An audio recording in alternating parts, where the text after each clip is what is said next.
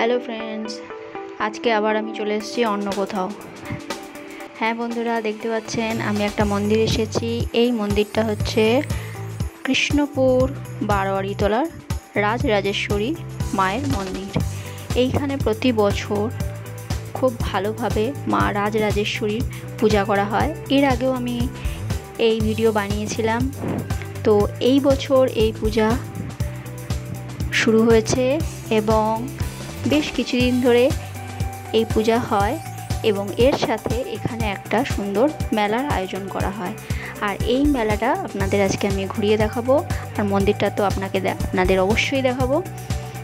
তো বন্ধুরা, আপনারা যারা জানেন না যে এখানে কিভাবে আসবেন তাদেরকে বলে দিই। এখানে আসতে গেলে আপনারা শিয়ালদা থেকে আসতে গেলে আপনারা বিধাননগর চলে আসুন। বিধাননগর থেকে আপনারা বাসে করে এখানে আসতে পারেন। 206 বাস স্ট্যান্ডে নেমে এখান থেকে একটুখানি হেঁটেই আপনারা পৌঁছে যাবেন বারোয়ারিতলা।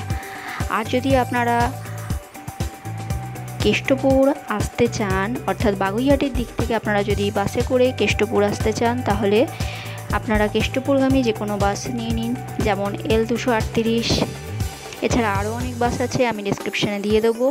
আপনারা কেষ্টপুরে এসে ওখান থেকে অটো নিয়ে নেবেন বারোয়ারিতলা আসার পরেই ঠিক বারোয়ারিতলা যে বাস স্ট্যান্ড তার অপোজিটেই এই মেলাটার আয়োজন করা হয়েছে। তো চলুন বন্ধুরা, এবার আপনাদের মেলাটা ঘুরিয়ে ঘুরিয়ে দেখাই।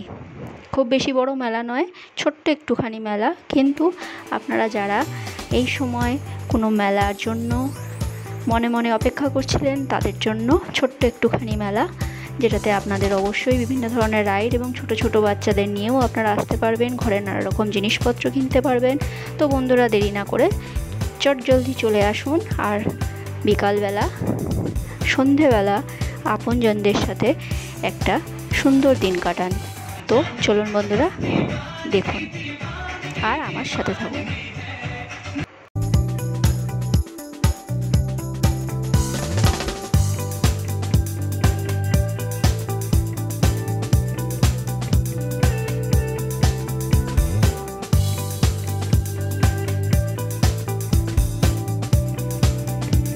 তো বন্ধুরা, এখানে একটা স্টেজ করা হয়েছে যেখানে ছোট ছোট বাচ্চারা তাদের নৃত্য প্রদর্শনী করছেন। এছাড়া আরও অনেকে তাদের নিজস্ব সঙ্গীত চর্চা এবং নিজস্ব কলাকৃতি এখানে প্রদর্শন করছেন।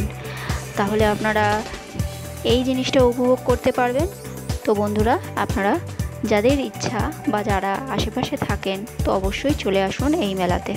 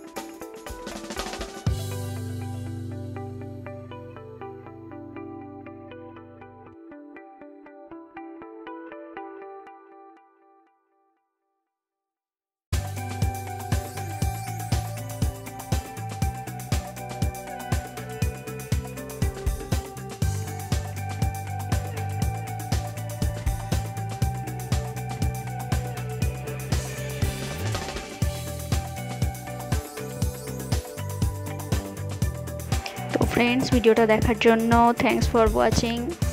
লাইক করুন, শেয়ার করুন এবং আমার সাথে থাকুন। আর বন্ধুরা, সকলকে ভালো রাখবেন এবং অবশ্যই ভালো থাকবেন।